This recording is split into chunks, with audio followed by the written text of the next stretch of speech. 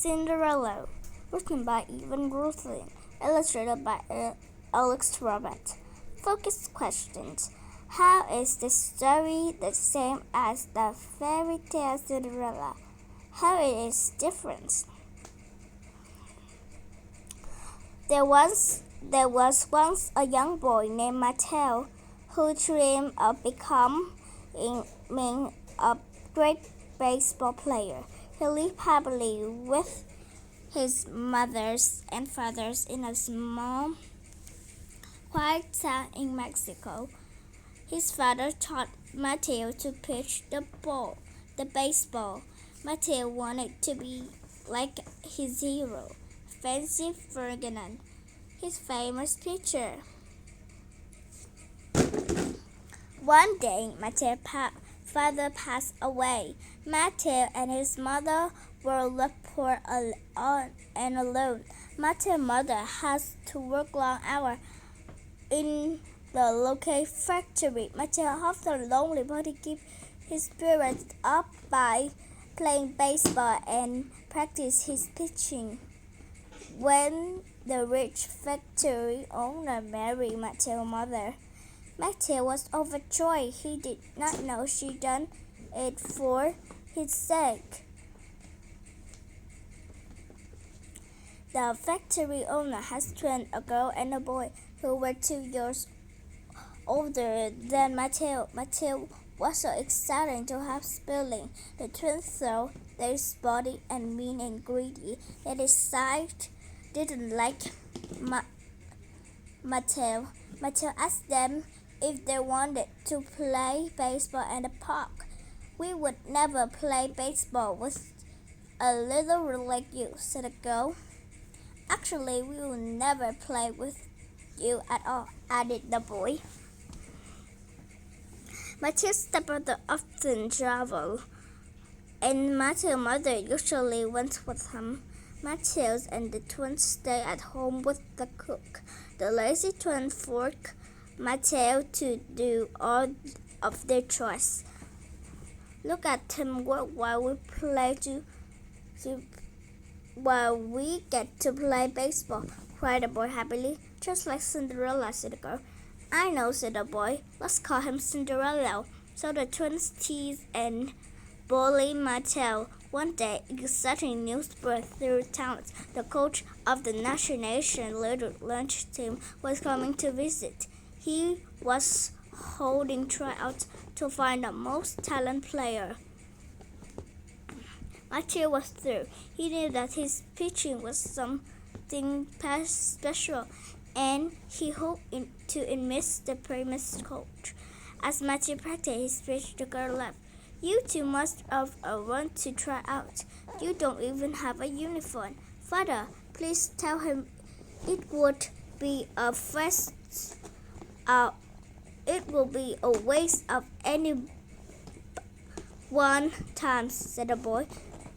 Their father agreed, and he did not allow Mateo to attend the tryouts. He did not allow Mateo's mom to object. Mateo was crushed. He hid under the bedchair the next day, watching the other practice. Suddenly, he heard someone calling his name. It was his mother. "Why aren't you Why aren't you out there playing?" she asked. Mateo hung his head. "You know why. Besides, I don't have a uniform," he said. He reached into his shopping bag, handing him a package, and smiled. "Now you do," she said. Mateo's expression transformed. "Awesome, blue jerseys and cool pink shoes. Now you can attempt the tryout, and no one will recognize you. But as soon as the trial was over, you must change out your uniform and hurry home," she warned. "Where did you get this?" she asked. His mom winked. "Just call me your fairy godmother." Disgusted in his uniform, Mateo made his way to the first tryout. The coach told Mateo that he could ride pitching. He quickly stuck out every battle. That was I call the pitcher, the coach cried. Late the afternoon, the coach put the player into two teams for games and used Mateo to pitch. Mateo's programs to throw a perfect game, and the crowd was through. With a superstar like this, surely their team would win the Little Legends World Series.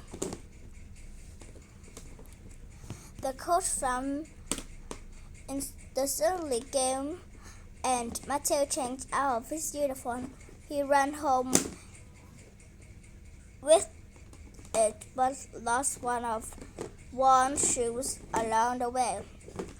The coach found the pink shoe. I must find that fantastic kid, he said. The next day, the coach went every door to visit every player in the town. Whenever he found one, he had them trying on the pink shoe. It fit no one. Finally, the coach arrived at Mateo's house. The twins almost knocked each other over to rush to try on pink shoes. No matter how hard they wiggled their toes and pushes, it was still too small. Then the coach spotted Mateo.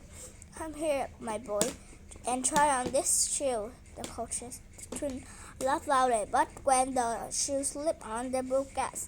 I found you, cried the coach, and I found us a new house across this town, says